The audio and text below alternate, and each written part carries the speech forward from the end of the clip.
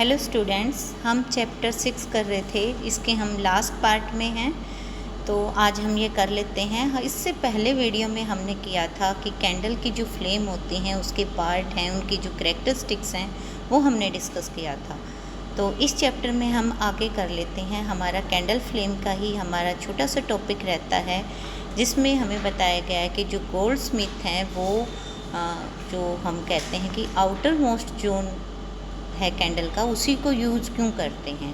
तो उसके लिए आप ये जो डायग्राम देख पा रहे हैं यहाँ पर, इस डायग्राम में आप देख रहे हैं कि एक गोल्ड स्मिथ जो है वो ब्लो पाइप से जो आउटर मोस्ट जोन है कैंडल फ्लेम का, उसको यूज़ कर रहा है। किस लिए यूज़ कर रहा है? To formation the ornaments of gold and silver. तो क्वेश्चन ये है कि यहाँ पर कि वो आउटर मोस्ट जोन को ही क्यों यूज़ करते हैं। तो उसके लिए हमने पढ़ा भी था कि भाई जो आउटर मोस्ट जोन है कैंडल का वो हॉटेस्ट जोन होता है, क्योंकि उसका टेम्परेचर बहुत ज़्यादा होता है। तो इसके कारण ही जो गोल्ड स्मिथ हैं उसके आउटर मोस्ट जोन को to melt the silver and gold में यूज़ करते हैं।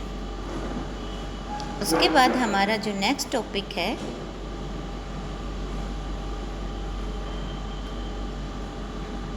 वो है हमारा फ्यूल का। फ्यूल के बारे में हम पिछले 2 चैप्टर में पढ़ते आ रहे हैं। हमने चैप्टर 5 में भी कोल एंड पेट्रोलियम पढ़ा, जिसमें हम डिफरेंट टाइप ऑफ फ्यूल को पढ़ा, जिसमें हम आप नाम ले सकते हैं। यहाँ पर भी कुछ आपको नाम दिए गए हैं फ्यूल के।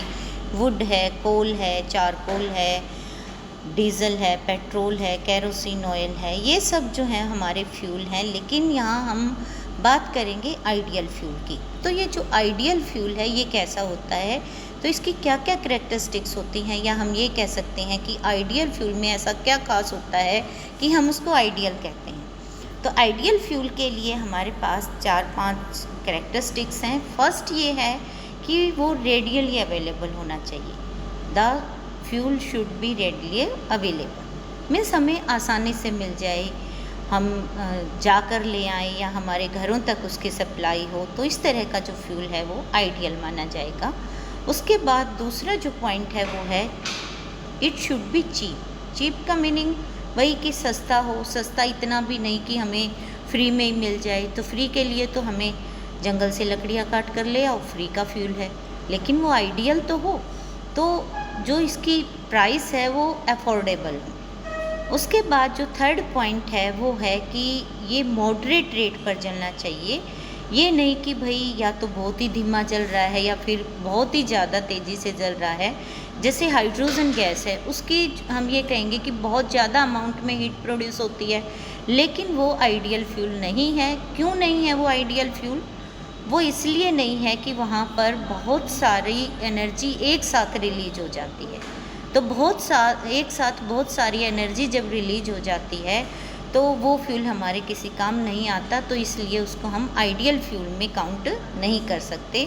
तो हमारी एक करैक्टरिस्टिक्स ये भी है कि जो फ्यूल है वो हमारा मॉडरेट रेट पर चलना चाहिए। और फिर उसके बाद है कि जो इसकी हीट अमाउंट है वो काफ़ी मात्रा में हम ये कह सकते हैं कि जो हीट है वो इतनी हो कि वो बहुत कम या बहुत ज़्यादा ना हो। इसलिए हीट जो है वो सफिशेंट होनी चाहिए। इसके बाद जो हमारा नेक्स्ट है वो है कि जो हमारे प्रोडक्ट हैं, जो एंड प्रोडक्ट हैं फ्यूल के या रेजिड्यू हैं, वो नहीं बचने चाहिए, या हम ये कहेंगे कि अनडिज़ायरेबल रेजिड्यू इसमें नहीं बचना चाहिए। जैसे स्मोक है, ऐश है या अनब्रंट पार्टिकल्स हैं, वो इसमें नहीं होने चाहिए। अगर ये सारी करैक्टरिस्टिक्स किसी फ्यूल में है तो हम उसको आइडियल मानेंगे। लेकिन ये सारी करैक्टरिस्टिक्स एक फ्यूल में पाना बहुत ही मुश्किल काम है। There may be no probably a fuel in which all these characteristics should be found. So we say that only 3 or 4 characteristics will be found in a fuel that will be ideal fuel. तो यहाँ पर ये ideal fuel जो है वहाँ पर हम उसकी एक बार वो कर लेते हैं, मार्क कर लेते हैं कि ये है कहाँ पर आपकी बुक में। ये यहाँ पर देखिए, ये आइडियल फ्यूल के लिए ये लाइनें आप कर सकते हैं, पॉइंट के फॉर्म में आप इसको याद कर सकते हैं। उसके बाद हमारा जो नेक्स्ट टॉपिक है वो है फ्यूल एफिशिएंसी। जो ये एफिशिएंसी है ये यहाँ पर क्या है, ये एफिशिएंसी का मीनिंग होता है किसी की कैपेसिटी, काम करने की जो कैपेसिटी होती है उसको हम उसकी एफिशिएंसी कहते हैं। तो यहाँ हम फ्यूल की एफिशिएंसी की बात कर रहे हैं। तो फ्यूल की एफिशिएंसी के लिए हमें पहले ये पता होना चाहिए कि हम कौन सा फ्यूल यूज़ कर रहे हैं। तो उसके लिए आप करके देख सकते हैं कि जो फ्यूल हैं आपके, मान लो अगर एक एग्ज़ाम्पल के लिए हम आपको कहें कि आपको 2 लीटर जो है वो वाटर को गर्म करना है और आपको क्या क्या फ्यूल दिए गए हैं, आपको वुड दिया गया है, केरोसिन दिया गया है, कोल दिया गया है और एलपीजी गैस दी गई है, तो आप किस फ्यूल को प्रेफर करेंगे। तो उसके लिए फिर आप कहेंगे कि जी हम तो एलपीजी को प्रेफर करेंगे। तो क्यों करेंगे एलपीजी को प्रेफर, वो इसीलिए कि इसकी जो एफिशिएंसी है यानी कि ये जल्दी काम कर देगा। जल्दी काम करने के साथ साथ हमें इसको जलाने में झंझट भी महसूस नहीं होता, एकदम से जलने भी लगता है। तो इन सभी कारणों से हम कहेंगे कि हम तो एलपीजी को यूज़ करेंगे। तो यहाँ पर जो मेन रीज़न है वो है काम जल्दी होने का। तो हमारा काम जल्दी क्यों हुआ, वो हुआ फ्यूल एफिशिएंसी के कारण। तो फ्यूल की जो एफिशिएंसी है वो क्या है, उसको हम यहाँ पर एक्सप्रेस कर रहे हैं कैलोरीफिक वैल्यू की फॉर्म में। तो कैलोरीफिक वैल्यू क्या होती है, वास्तव में ये वो अमाउंट ऑफ एनर्जी है जो कि किसी 1 किलोग्राम फ्यूल को बर्न करने पर प्रोड्यूस होती है। तो यहाँ पर आप इसके लिए अगर डेफिनेशन करना चाहें तो यहाँ से ये डेफिनेशन कर सकते हैं, the amount of heat energy produced on complete combustion of 1 kilogram of a fuel is called its calorific value. और कैलोरीफिक वैल्यू की जो हम ये कह सकते हैं कि हमारी जो यूनिट है वो है किलो जूल पर किलोग्राम, किलो जूल पर किलोग्राम। तो आपको नेक्स्ट पेज पर वो दे दी गई है। यहाँ पर एक टेबल दी गई है आपको। ये जो टेबल है इसमें आपको टाइप्स ऑफ फ्यूल लिखने हैं कि कौन सा फ्यूल सॉलिड है, कौन सा लिक्विड है और कौन सा गैसियस है। तो जितने भी तरह के फ्यूल हैं आपके पास, उन फ्यूल्स को आप सॉलिड, लिक्विड और गैस में डिवाइड कर सकते हैं। तो ये आपकी एक्टिविटी, क्रिएटिविटी के लिए ये टेबल है, आप इसको फिल कर सकते हैं। ये टेबल यहाँ पर आप फिल कर सकते हैं कि कौन सा फ्यूल कैसा है। जैसे कोल है वो सॉलिड फ्यूल है, हमारा केरोसिन जो है वो लिक्विड फ्यूल है, हमारी नेचुरल गैस जो है वो गैसियस फ्यूल है। इसी तरीके से वुड को हम सॉलिड मान लेंगे, एलपीजी को हम गैसियस फ्यूल मान लेंगे, डीजल को हम लिक्विड फ्यूल मान लेंगे। इसी तरीके से आप और भी लिस्ट बना सकते हैं। तो नेक्स्ट जो है वो है यूनिट।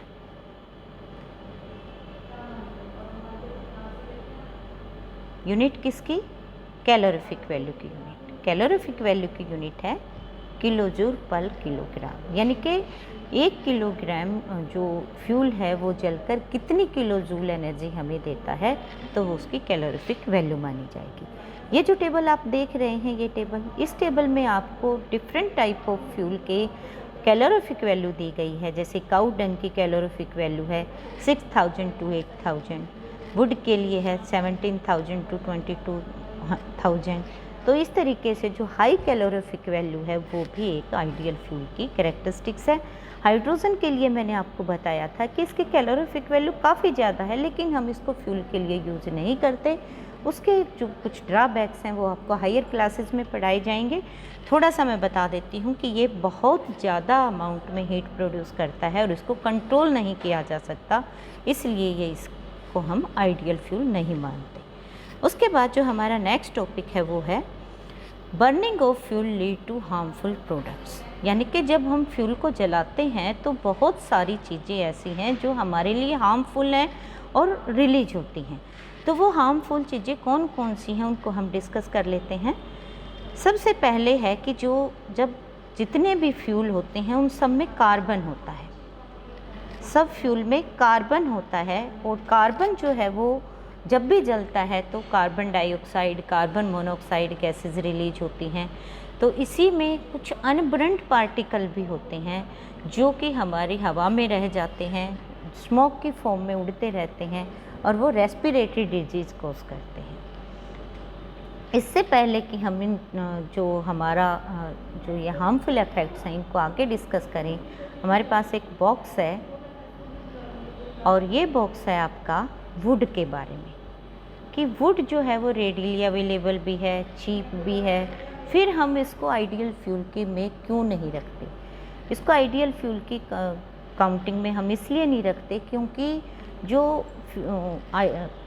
वुड है वो जो लोग अफोर्ड नहीं कर सकते उनके लिए तो आइडियल माना जा सकता है, लेकिन अगर हम अपने एनवायरनमेंट के बारे में सोचें, अपनी फ्यूचर लाइफ के बारे में सोचें, तो जो वुड है वो बहुत ही नुकसान करता है। तो वो क्या क्या नुकसान होते हैं उसके लिए यहाँ पर दो तरह के पॉइंट हैं। पहला पॉइंट पहले पैराग्राफ के पार्ट में आपको बताया गया है कि जो वुड है वो क्यों यूज़ करते हैं, तो उसके रीज़न कि why people should use would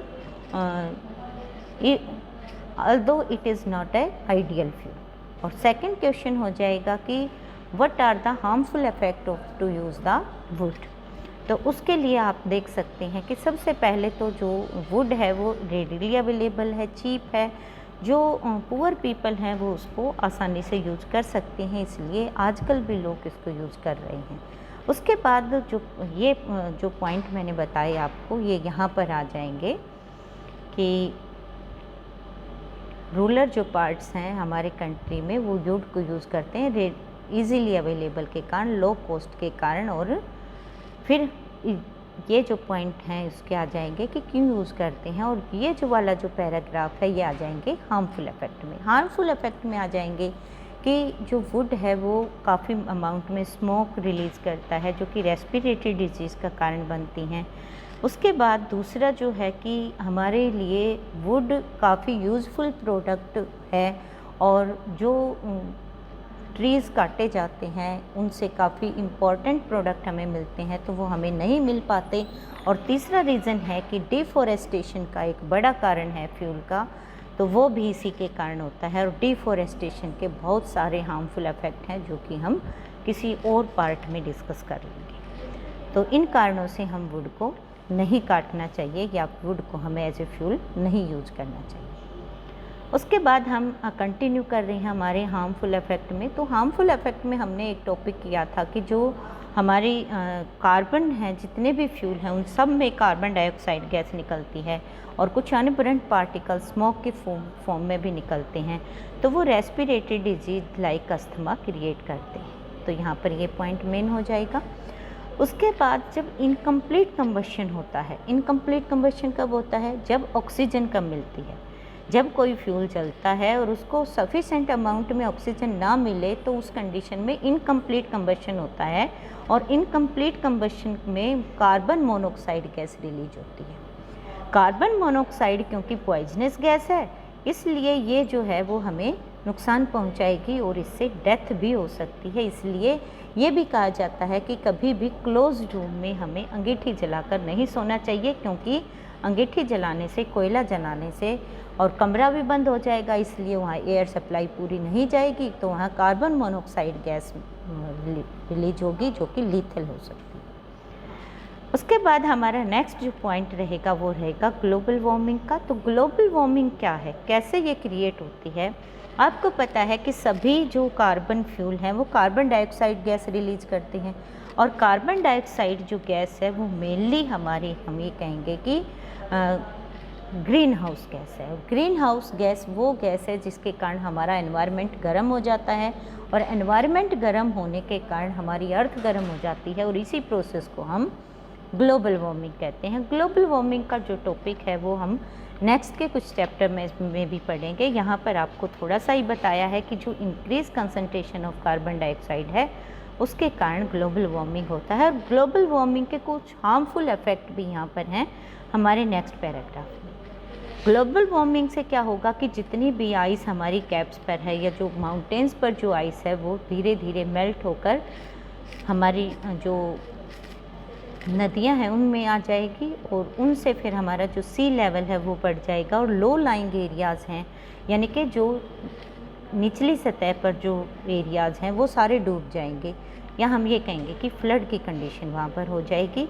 साथ के साथ जो हमारा एनवायरमेंटल पैटर्न है वो भी ग्लोबल वार्मिंग के कारण चेंज हो जाता है। आप आजकल देख रहे हैं काफ़ी ज़्यादा गर्मी पड़ रही है। अभी हमने कुछ 2 दिन पहले किसी अखबार में पढ़ा था कि अंटार्कटिका के पास अमेरिका में कोई जगह है तो वहाँ पर क्या है कि जून के महीने में -11 डिग्री टेम्परेचर होता था और आजकल वहाँ का टेम्परेचर 43-45 के आसपास चल रहा है। तो वहाँ के जो लोग हैं वो झुलस रहे हैं। तो ये जो है ये सब ग्लोबल वार्मिंग के कारण हो रहा है। तो इस पैराग्राफ में आप यहाँ पर harmful effect of global warming कर सकते हैं। उसके बाद है एसिड रेन। एसिड रेन में क्या है, एसिड रेन का जो टॉपिक है उसके लिए आपको पहले ये समझना पड़ेगा कि जो जितने भी फ्यूल चलते हैं उनमें कौन कौन सी गैसेस रिलीज होती हैं। तो उन गैसेज में हमारी जो मेनली जो गैस है वो कार्बन डाइऑक्साइड के साथ साथ नाइट्रोजन ऑक्साइड और सल्फ़र डाइऑक्साइड हैं। तो इसके जो फ्यूम्स हैं नाइट्रोजन डाइऑक्साइड के और सल्फ़र डाइऑक्साइड के जो फ्यूम्स हैं वो हमारी वाटर वेपर्स के साथ मिक्स हो जाते हैं। और वाटर वेपर्स के साथ जब ये मिक्स हो जाते हैं तो हम ये कहेंगे कि जो पहली बारिश आती है या जो क्लाउड फॉर्मेशन में जो पानी जाता है वो एसिड का चला जाता है, और जो पहली बारिश आती है वो एसिड रेन की बारिश होती है। एसिड रेन की बारिश में एसिड ज़्यादा होता है और वो कहाँ से आया, पोल्यूटेंट के कारण। और पोल्यूटेंट कौन से हुए, gases carbon dioxide, sulphur dioxide और नाइट्रोजन डाइऑक्साइड। ये सभी जो हैं वो फ्यूल के बर्न करने से निकलती हैं। तो इन गैसेस के कारण एसिड रेन हुई। एसिड रेन के अब नुकसान क्या क्या हैं, तो यहाँ पर ये एसिड रेन का रीज़न जो आपको है यहाँ पर बताया गया है इस पैराग्राफ में। उसके बाद यहाँ पर ये जो है ये यहाँ पर harmful effect of acid rain है कि हमारी जो बिल्डिंग्स हैं, क्रॉप्स हैं, इन सब को नुकसान होता है। इसके साथ साथ जो एक्वेटिक लाइफ है, एक्वेटिक लाइफ का मीनिंग है पानी में रहने वाले जीव। तो पानी में रहने वाले जितने भी जीव हैं उन सब को हम एक्वेटिक लाइफ के नाम से जानते हैं। तो उसमें प्लांट्स भी आते हैं, एनिमल्स भी आते हैं। तो वो सब जो है वो एसिड रेन के कारण नुकसान होगा उनको। तो ये भी हमारा एसिड रेन का एक बड़ा नुकसान है। उसके बाद लास्ट पैराग्राफ में आपको बताया है कि इन सब कारणों से बचने के लिए हमें पेट्रोल और डीजल की जगह सीएनजी यूज करना चाहिए।